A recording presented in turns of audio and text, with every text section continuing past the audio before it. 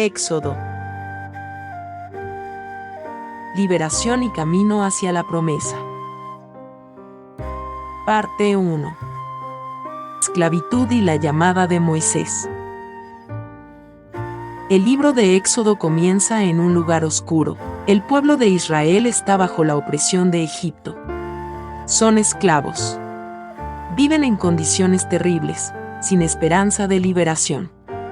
Pero, como siempre en la historia bíblica, Dios no olvida a su pueblo. Moisés, un hombre que fue salvado en su infancia, ahora se convierte en el instrumento elegido por Dios para traer liberación. Nació en un tiempo donde el faraón había ordenado la muerte de todos los niños varones israelitas. Sin embargo, por la mano providencial de Dios, Moisés sobrevive y es criado en la casa del mismo faraón que lo condenó. A lo largo de su vida, Dios lo va preparando para un propósito mucho mayor del que Moisés podía imaginar.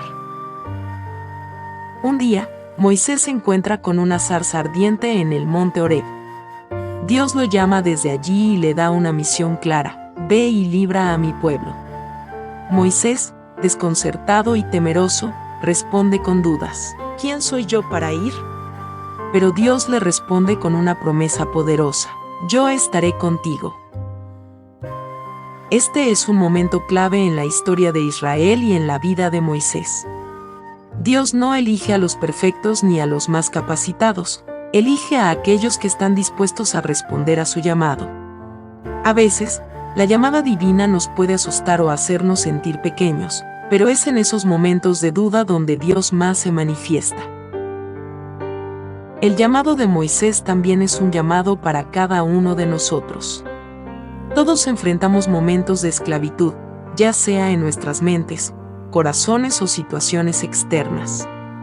Y, aunque a veces sintamos que somos incapaces de cambiar nuestra realidad, Dios nos dice: yo estaré contigo. No importa lo que veamos en el espejo o las circunstancias que nos rodean, con Dios todo es posible. Parte 2. Las plagas de Egipto y el poder de Dios. Moisés había recibido el llamado de Dios y ahora se enfrentaba a una misión peligrosa y descomunal: liberar al pueblo de Israel. Pero, antes de que el faraón aceptara, Dios debía demostrar su poder de manera impresionante. Así es como comienzan las 10 plagas que asolaron Egipto, cada una más devastadora que la anterior. La primera plaga convirtió el agua del Nilo en sangre. Un golpe directo a la fuente de vida y riqueza del pueblo egipcio. Pero el faraón, endurecido en su corazón, no cedió. Dios estaba enviando una señal clara: yo soy el Señor, y tengo poder sobre todo. Las siguientes plagas continuaron con ranas, piojos, moscas y animales muertos. El sufrimiento del pueblo egipcio crecía, pero el faraón seguía con su corazón endurecido. Cada plaga era una batalla contra los dioses falsos de Egipto, mostrando que el Dios de Israel era el único verdadero. La plaga de la langosta fue una de las más devastadoras. Todo lo que quedaba de la cosecha fue destruido. La tierra de Egipto, que una vez fue fértil, quedó desolada. Pero el faraón, a pesar del daño, seguía resistiéndose. Finalmente, llegó la última y más terrible plaga: la muerte de los primogénitos. Dios instruyó a los israelitas a sacrificar un cordero y marcar sus puertas con su sangre, para que el ángel de la muerte los pasara por alto. Este acto de obediencia se convirtió en el Pascua, una fiesta que recordaría para siempre la liberación de Egipto. Pero en las casas egipcias, los primogénitos murieron, y el dolor fue inmenso. Fue entonces cuando el faraón, finalmente, cedió. Las plagas muestran el poder de Dios, pero también su paciencia. Él permitió que el faraón se endureciera, pero también ofreció muchas oportunidades para que se arrepintiera. Dios tiene el poder de mover montañas, pero nunca actúa sin un propósito. Cada una de las plagas, aunque severa, fue una oportunidad para que Egipto reconociera la soberanía de Dios.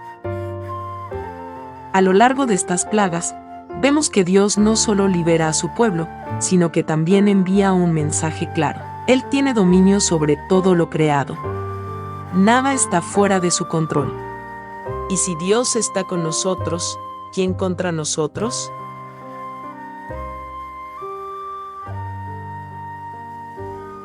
Parte 3. La salida de Egipto y el cruce del Mar Rojo. Después de las terribles plagas, el faraón finalmente permitió que los israelitas salieran de Egipto. Era el cumplimiento de la promesa de Dios de liberar a su pueblo de la esclavitud. Pero esa libertad no fue sencilla.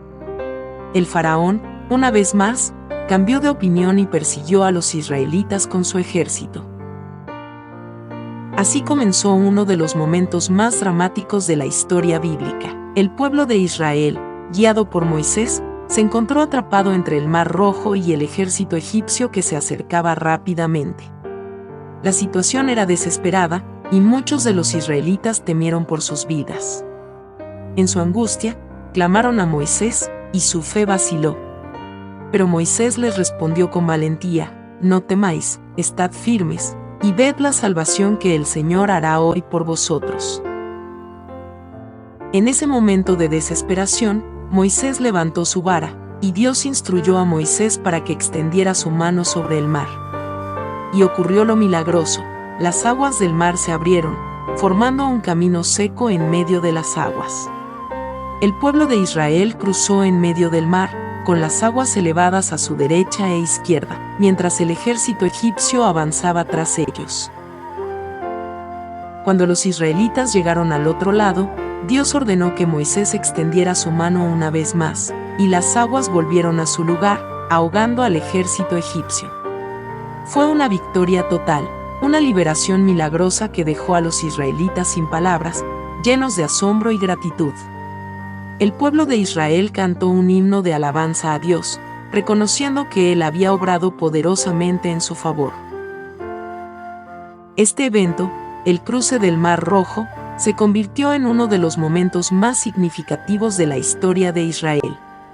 Es recordado como el gran acto de salvación que Dios hizo por su pueblo, mostrándose como un protector y liberador fiel. Y es un símbolo de cómo Dios abre caminos incluso en las situaciones más imposibles, cuando todo parece perdido. Pero también nos invita a reflexionar. ¿Qué hacemos cuando nos enfrentamos a situaciones difíciles? Cuando parece que no hay salida, ¿confiamos en que Dios puede abrir un camino donde no lo vemos? La lección de este evento es clara: Dios tiene poder para hacer lo imposible, y si confiamos en Él, Él abrirá el camino, aunque sea en medio del mar. El cruce del Mar Rojo no fue solo un milagro en el pasado. Es una metáfora de cómo, en nuestra vida, Dios puede liberarnos de las esclavitudes del pecado, del miedo y de las dificultades. Cuando todo parece cerrado, Dios es capaz de abrir un camino que nos lleva a la libertad.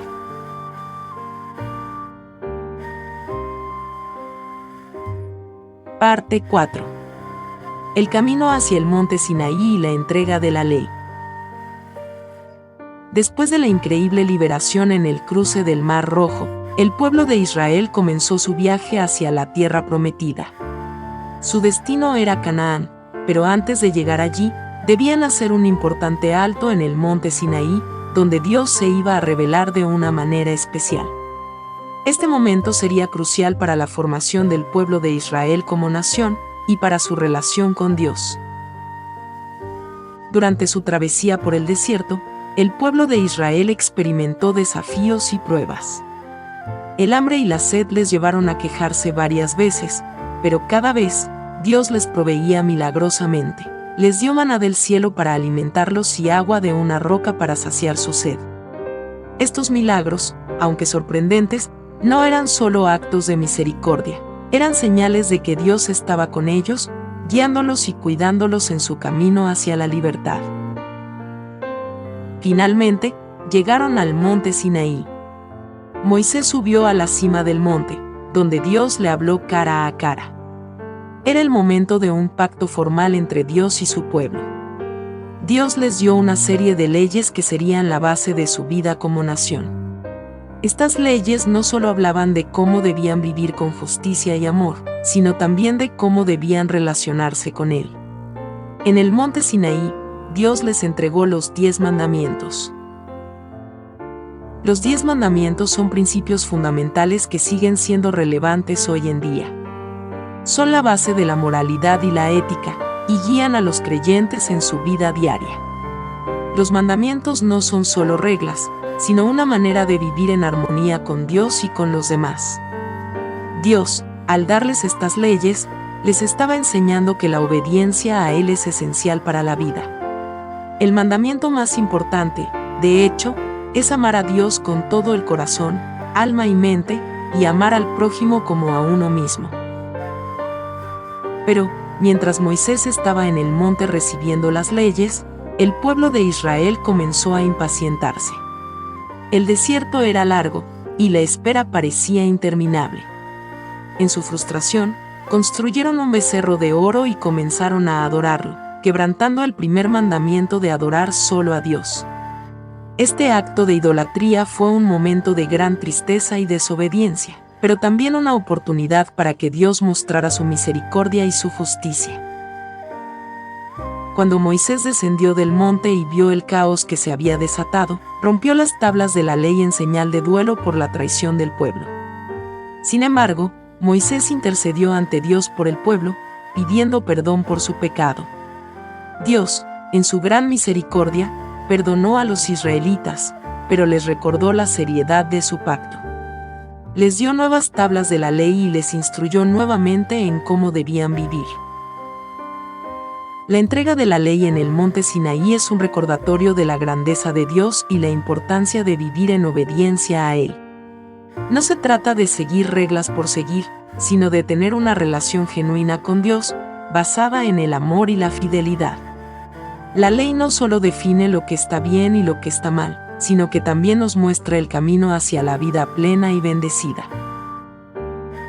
El pueblo de Israel, aunque imperfecto, había comenzado su viaje como nación bajo el liderazgo de Dios. La ley que recibió en el monte Sinaí sería la brújula que los guiaría durante los próximos siglos. Y, para nosotros hoy, esos principios siguen siendo una guía de vida y una invitación a vivir en fidelidad a un Dios que siempre está dispuesto a perdonar y a guiarnos.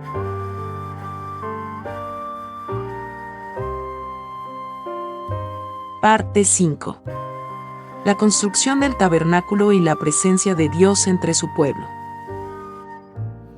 Después de recibir la ley en el monte Sinaí, Dios continuó guiando a los israelitas en su viaje por el desierto. Pero su travesía no sería solo un viaje físico hacia la tierra prometida, también sería un viaje espiritual en el que aprenderían a vivir en la presencia de Dios. Para ello, Dios les dio instrucciones precisas sobre la construcción del tabernáculo, un lugar donde Él residiría entre su pueblo. El tabernáculo era un santuario portátil, diseñado para ser transportado a lo largo del desierto, pero con una finalidad muy clara: ser el lugar donde Dios estaría presente de una manera especial.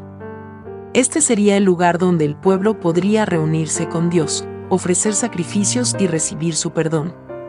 El tabernáculo estaba diseñado con gran detalle, desde su estructura hasta los elementos que lo componían, todo tenía un propósito simbólico. El tabernáculo estaba dividido en varias secciones, siendo la más sagrada el lugar santísimo, donde se encontraba el arca de la alianza. Este arca, que contenía las tablas de la ley, representaba la presencia misma de Dios. Solo el sumo sacerdote podía entrar en el lugar santísimo, y solo una vez al año, en el día de la expiación. Este espacio sagrado recordaba al pueblo la santidad de Dios y la necesidad de purificación para acercarse a Él. Además del tabernáculo, Dios ordenó que los israelitas construyeran un altar para los sacrificios, un lugar donde se ofrecerían animales en expiación por los pecados del pueblo. Los sacrificios eran un acto de adoración, pero también de reconciliación con Dios.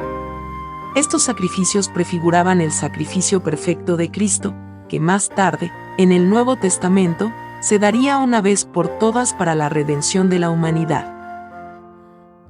Lo más impresionante del tabernáculo era que, a través de él, Dios quería morar entre su pueblo.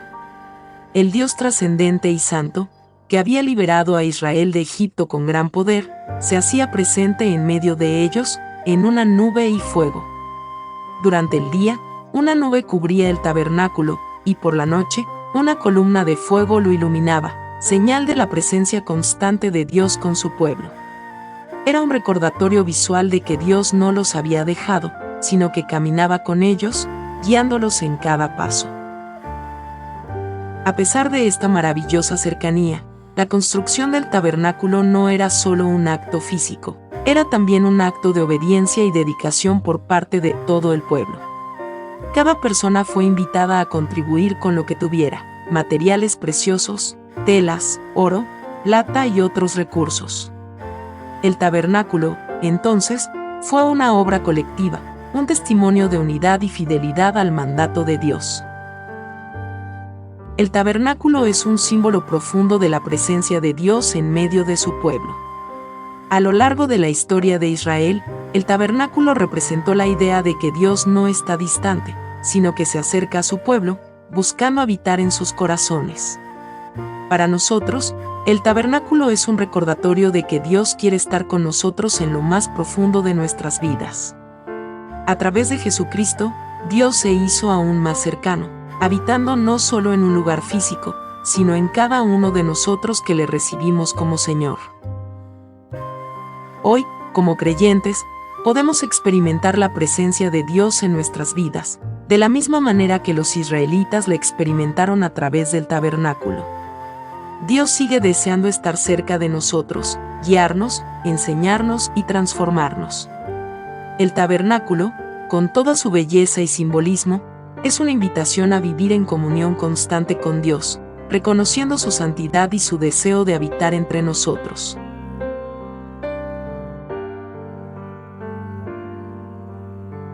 Parte 6. La rebelión de Israel y las consecuencias de la desobediencia. A pesar de las múltiples muestras de la fidelidad y el poder de Dios, el pueblo de Israel no siempre respondía con obediencia. En muchas ocasiones, su confianza en Dios se desmoronaba rápidamente, y sucumbían a la tentación de la desesperación, la queja y la idolatría. El desierto se convirtió en un lugar de prueba, no solo físico, sino también espiritual, y las rebeliones del pueblo reflejaban su lucha interna con su fe y su obediencia a Dios. Uno de los momentos más impactantes de desobediencia ocurrió después de que el pueblo de Israel había sido liberado de la esclavitud egipcia y había recibido la ley en el monte Sinaí. Mientras Moisés subía al monte para recibir más instrucciones de Dios, el pueblo comenzó a impacientarse. Sintieron que la espera era demasiado larga y, en lugar de confiar en la promesa de Dios, decidieron fabricar un becerro de oro y adorarlo. Esta idolatría fue una grave ofensa a Dios, que había revelado su poder y fidelidad al liberarlos de la opresión. El comportamiento del pueblo de Israel reflejaba un patrón de falta de fe. Aunque habían sido testigos de milagros asombrosos, como la división del Mar Rojo, seguían buscando seguridad en ídolos visibles, lo que era una clara manifestación de su falta de confianza en Dios. La impaciencia y el miedo habían llevado al pueblo a renegar del Dios que los había rescatado. El becerro de oro se convirtió en un símbolo de cómo los seres humanos, incluso cuando experimentan las maravillas de Dios, tienden a buscar alternativas que les den una sensación temporal de control. Cuando Moisés descendió del monte y vio lo que estaba ocurriendo, se llenó de ira y rompió las tablas de la ley. Dios también se encolerizó y, en su justicia, amenazó con destruir al pueblo. Sin embargo, Moisés intercedió por ellos, pidiendo a Dios que perdonara su pecado. Su intervención salvó al pueblo, pero no sin consecuencias. Dios permitió que los israelitas sufrieran por su pecado, enviando una plaga que golpeó a los que habían participado en la idolatría.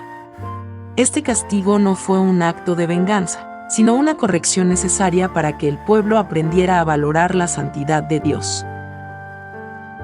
A pesar de la misericordia de Dios, esta rebelión mostró claramente las consecuencias de la desobediencia. El pecado no es algo que se pueda ignorar, y siempre tiene repercusiones. La rebelión del pueblo contra Dios resultó en una separación temporal entre ellos y la bendición divina. De igual manera, las decisiones erróneas que tomamos en nuestra vida espiritual pueden alejarnos de la plena comunión con Dios. Aunque Él es misericordioso y está dispuesto a perdonarnos, nuestras acciones aún pueden traer consecuencias que nos alejan de su paz y de la vida que Él tiene preparada para nosotros. Después de este evento, Dios renovó el pacto con el pueblo de Israel.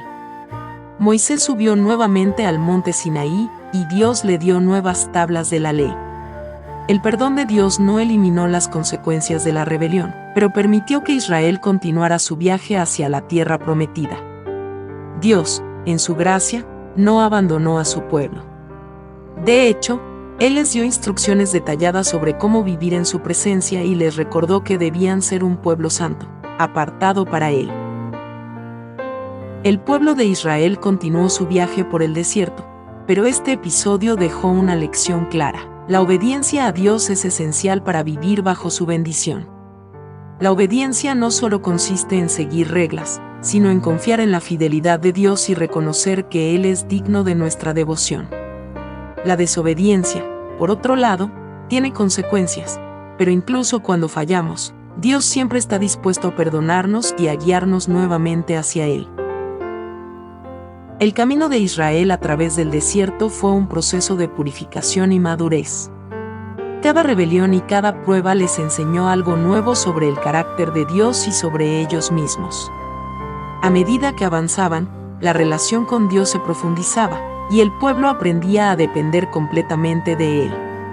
Hoy, nosotros también enfrentamos desafíos y pruebas que pueden poner a prueba nuestra fe. Pero, como los israelitas, podemos aprender que en medio de la dificultad, Dios es fiel.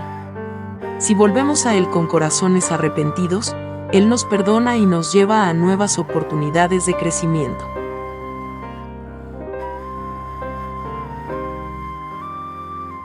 Parte 7. La preparación para entrar a la tierra prometida. Después de años de caminar por el desierto, Dios guió a los israelitas cada vez más cerca de la tierra que les había prometido. Pero antes de entrar, el pueblo debía ser preparado no solo en lo físico, sino en lo espiritual. No era suficiente llegar a la tierra, debían llegar listos para habitarla como un pueblo diferente, consagrado, obediente y profundamente conectado con Dios. El desierto, aunque duro, había sido una escuela.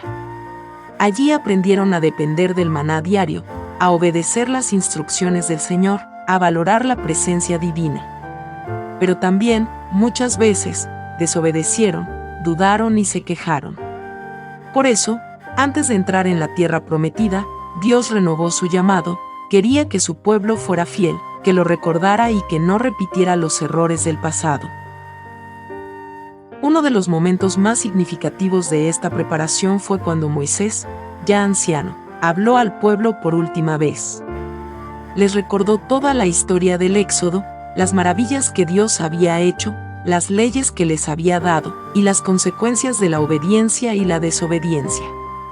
Estas palabras quedaron registradas en el libro de Deuteronomio. Allí, Moisés no solo repasó el pasado, sino que desafió al pueblo a mirar hacia el futuro con responsabilidad. Escoge, pues, la vida, les dijo. Con esa frase, Moisés dejó claro que entrar a la tierra prometida no significaba que todo sería fácil. Ellos tendrían que decidir, día tras día, si vivirían de acuerdo con los mandamientos de Dios o si seguirían otros caminos. La tierra era un regalo, pero vivir en ella requería fidelidad. Además, antes de cruzar, Dios pidió algo especial, que el pueblo renovara su pacto con Él. Esto incluía reafirmar su fe, purificarse y circuncidar a los nuevos nacidos durante la travesía. Era un símbolo de compromiso, de que cada generación debía elegir a Dios por sí misma. Dios no buscaba un pueblo perfecto, sino uno dispuesto a escucharlo, a arrepentirse y a caminar con Él. En esta etapa final, el liderazgo también cambió. Moisés no entraría en la tierra prometida, él moriría viendo la tierra desde lejos. Pero Dios había preparado a Josué, un líder valiente, obediente y lleno de fe. A él le encargó la tarea de guiar al pueblo en la conquista, asegurando que su presencia iría con ellos, como había estado desde Egipto. Este cambio de liderazgo también fue parte de la preparación, mostrar que el plan de Dios sigue adelante más allá de una persona. Así, cuando por fin se acercaron al río Jordán, el pueblo estaba listo. No perfectos, pero conscientes de quién era su Dios y qué esperaba de ellos.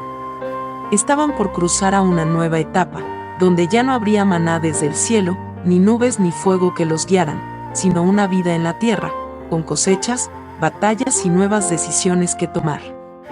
Era el inicio de una nueva relación con Dios, no solo como liberador, sino como rey de su pueblo en su tierra. Esta preparación es un poderoso mensaje para nosotros. También nosotros caminamos hacia promesas, hacia nuevos comienzos, hacia tierras que Dios nos muestra. Pero antes de entrar en ellas, Dios nos prepara. Nos forma en el desierto, nos corrige con amor, y nos invita a renovar nuestra fe. Como los israelitas, estamos llamados a recordar de dónde venimos, a quién seguimos y cómo queremos vivir en lo que viene. Porque las promesas de Dios no son solo destinos, sino también llamados a vivir de una manera nueva.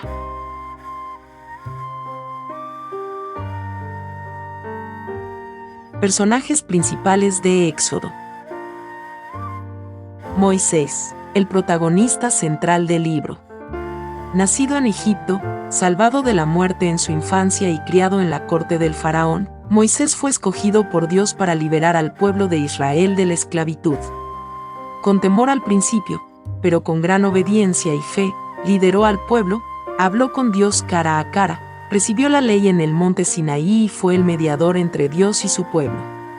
Su vida es un ejemplo de transformación, humildad y liderazgo guiado por la fe. El faraón, el rey de Egipto que oprimió a los israelitas. Su corazón endurecido lo llevó a desafiar a Dios una y otra vez, negándose a liberar al pueblo a pesar de las plagas que asolaron Egipto. Representa la resistencia humana ante la voluntad divina, así como el poder terrenal que se opone al poder espiritual.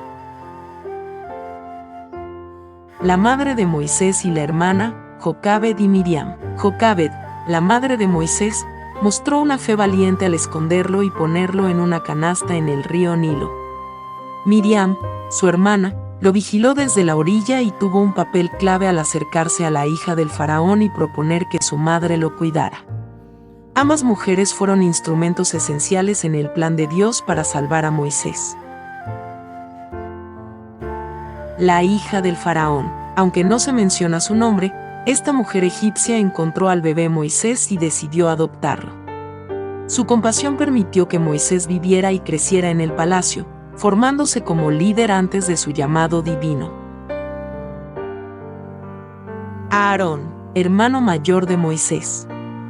Dios lo designó como portavoz de Moisés cuando éste alegó no ser elocuente.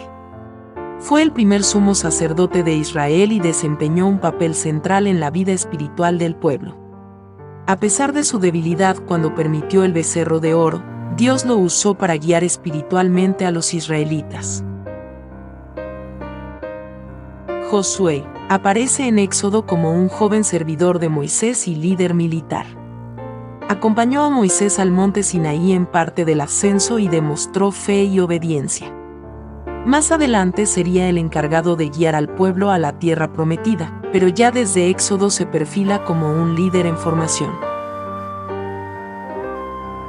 Las parteras hebreas, Sifra y Puá. Estas mujeres valientes desobedecieron la orden del faraón de matar a los bebés varones hebreos al nacer. Temieron a Dios más que al rey y salvaron muchas vidas. Son ejemplo de integridad, coraje y obediencia a los principios divinos por encima de la autoridad humana. El pueblo de Israel. Aunque no se menciona a cada individuo, el pueblo en su conjunto es también protagonista. Con sus aciertos y errores, sus quejas y sus cantos, representan la humanidad en camino, el alma colectiva que Dios guía, disciplina y ama.